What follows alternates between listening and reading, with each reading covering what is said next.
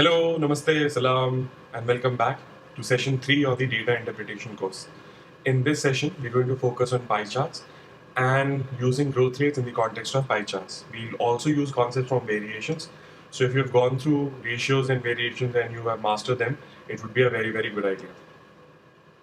So let's start with a very basic pie chart.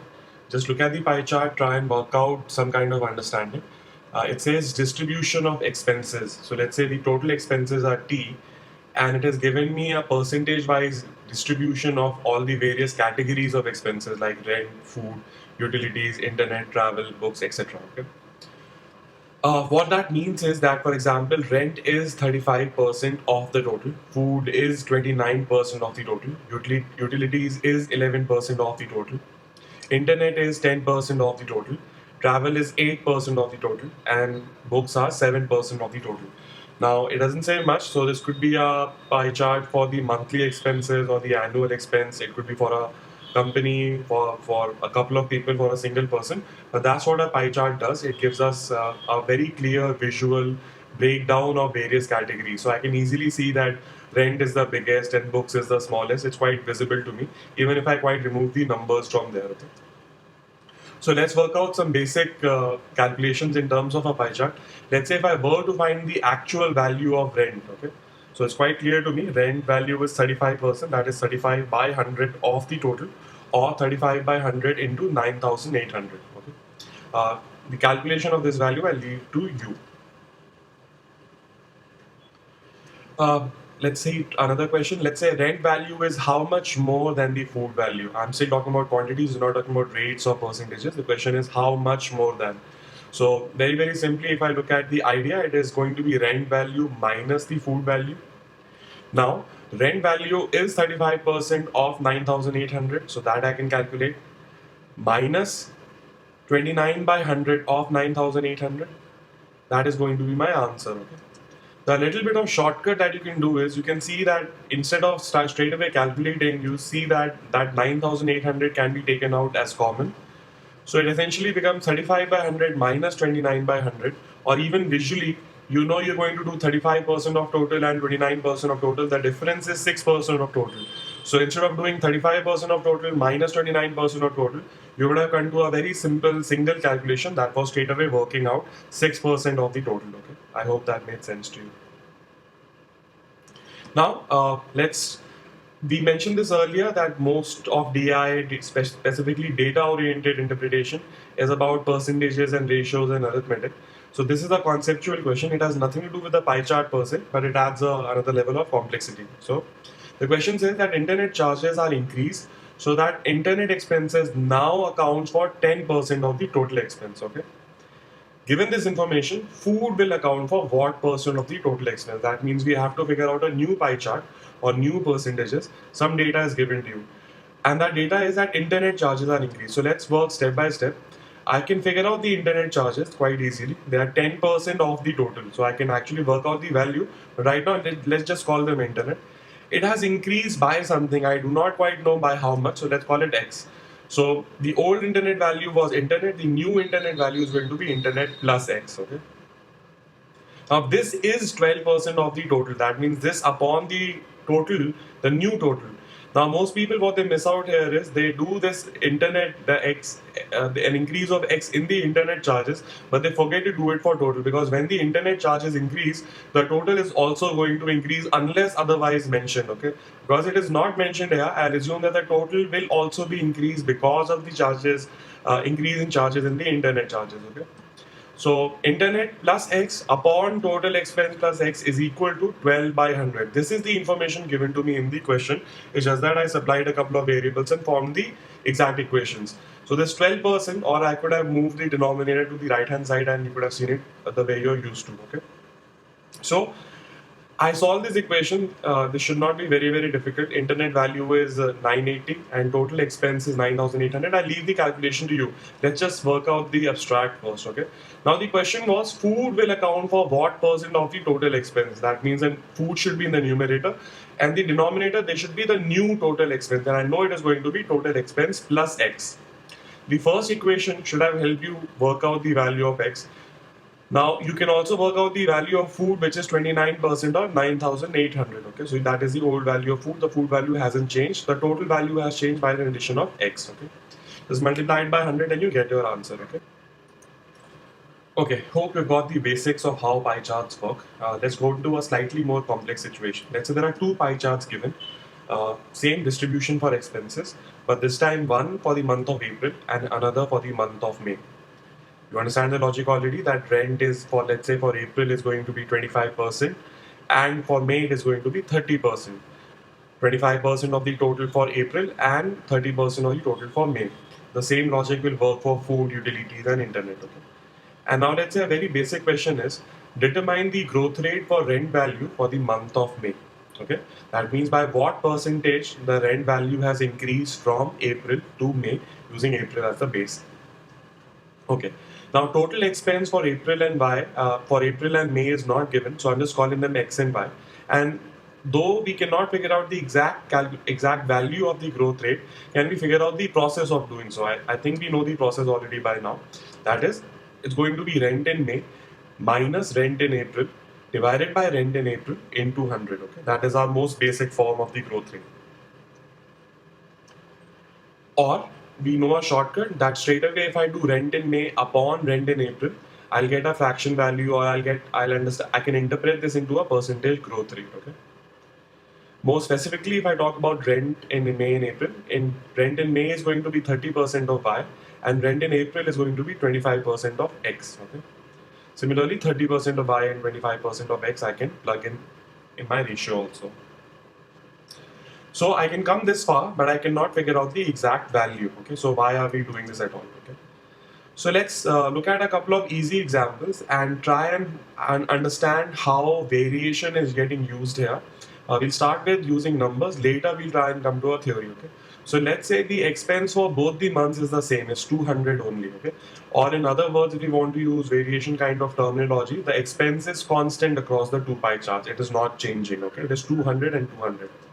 And again, the question is the same. Determine the growth rate for rent value for the month of May.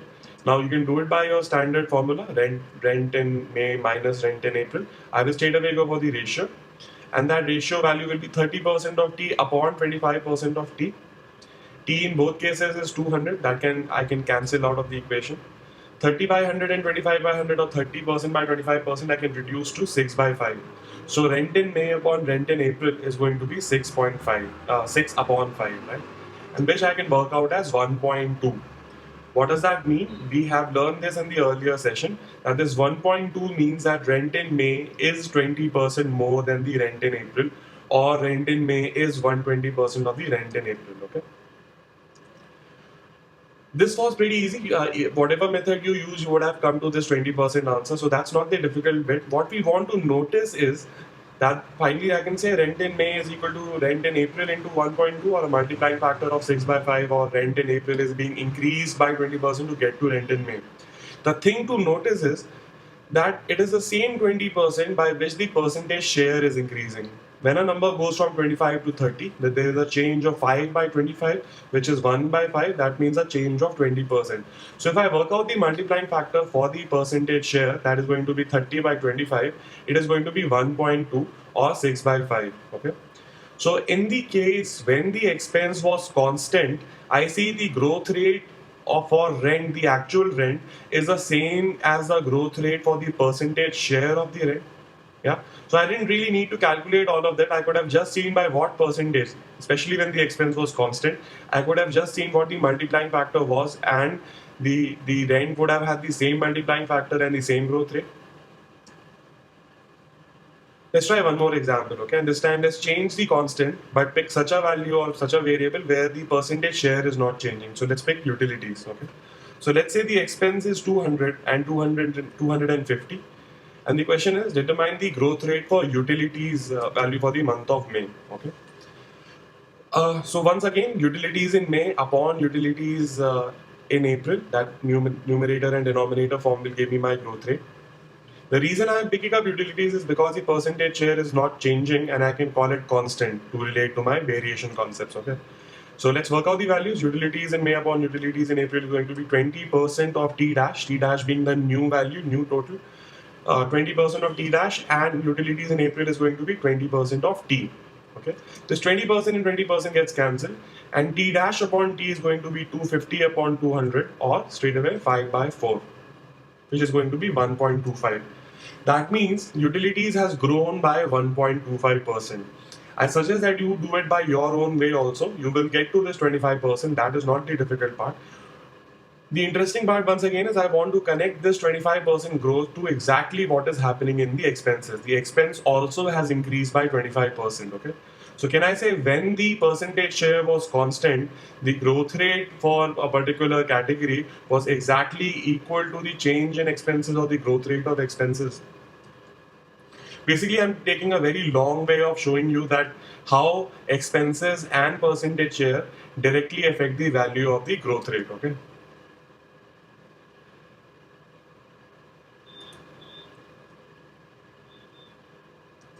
Let's try one more example. And this time let's change both the expense and the percentage shares. So let's say the total has gone from 200 to 250. And once again, we're talking about the growth rate for the rent value for the month of May. So rent in May upon rent in April, rent in May is going to be 30% of T dash, and rent in April is going to be 25% of T. Yeah. T dash upon T can be replaced by 250 upon 200, and 30 upon 25 can be replaced by 6 by 5. Okay. So I get 6 by 5 into 5 by 4. The 5 can get cancelled, and 6 by 4 gives me a value of 1.5,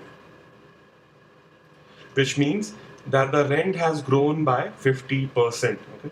So, or you could have worked out the exact values. For example, you could have said 30% of 250 minus 25% of 200 divided by 25% of 200 into 100, you would have got 50% only. Okay. So rent in May is equal to rent in April into 1.5, or 6 by 4, or 3 by 2. Okay. Once again, what I want to notice or connect is that if I look at the multiplying factor, that 6 by 5 is coming from this percentage share going from 25 to 30, new by old, 30 by 25, 6 by 5, and this 5 by 4 is coming from the expenses. So maybe I can stop making these kind of equations and straight away notice these multiplying factors and use them to multiply one from the April, to get from April value to the May value. Okay. So I hope these connections are getting clearer to you. Let's go into the concept now. If I want to think of pure mathematics, I know that rent value is equal to percentage share into the total. Connecting it with variation, I can see that rent value varies directly with percentage share as well as the total. That is, when the percentage share goes up, the rent value goes up. When the percentage share goes down, the rent value goes down. Same for total. When total increases, rent increases. When the total decreases, rent decreases. Okay. And we learned from the variation module or the variation videos that all that happens in variation is that multiplying factors for percentage and total can be directly applied to rent value. Okay. So to get to from rent in April to rent in May, all I have to do is rent in April into percentage share in May upon percentage share in April, or basically the multiplying factor for the percentage share, into total in May upon total in April, which is once again new value upon old value, or the multiplying factor for total, and I can get to the rent in May. Okay. So working out, we have already worked out this calculation. So my shortcut would be rent in April into 6 by 5 into 5 by 4 is equal to rent in May, and then I can interpret this multiplying factor into a percentage change. Okay.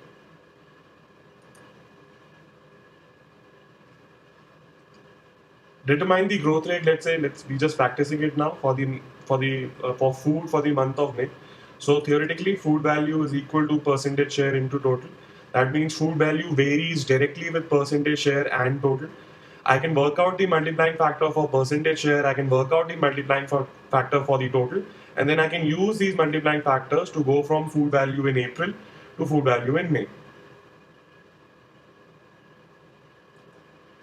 While publishing this and using this particular language and explaining this, I'm assuming that you have gone through the variation module, and you understand what multiplying factors are and how variation works using the concept of multiplying factors.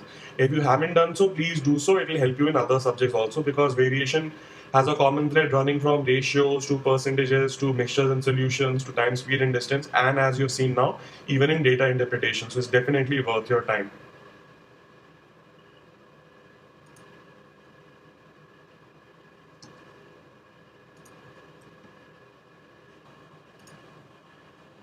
Okay, I hope you took your time and understood the concept because it can add to a great amount of speed while dealing with these pie chart kind of questions. Okay? And you can also solve a few questions, whereas trying to work out the growth rate individually, that method might not have worked. Okay? For example, this question, the question is rank the categories of expenses in order of their growth rates. Okay, that means I would have to find the growth rate for each category and then rank them from the highest to the lowest or from the lowest to the highest. Okay, I've already given how it would look in the multiplying factor form. So going from rent for April to rent for May, it would be 30 by 25 into y by x will be the total multiplying factor. Same thing for food, utilities, and the last one should say internet. Okay. For all categories is already done in multiplying factor form. Once again, the expenses are not given, or let's assume that they're not given.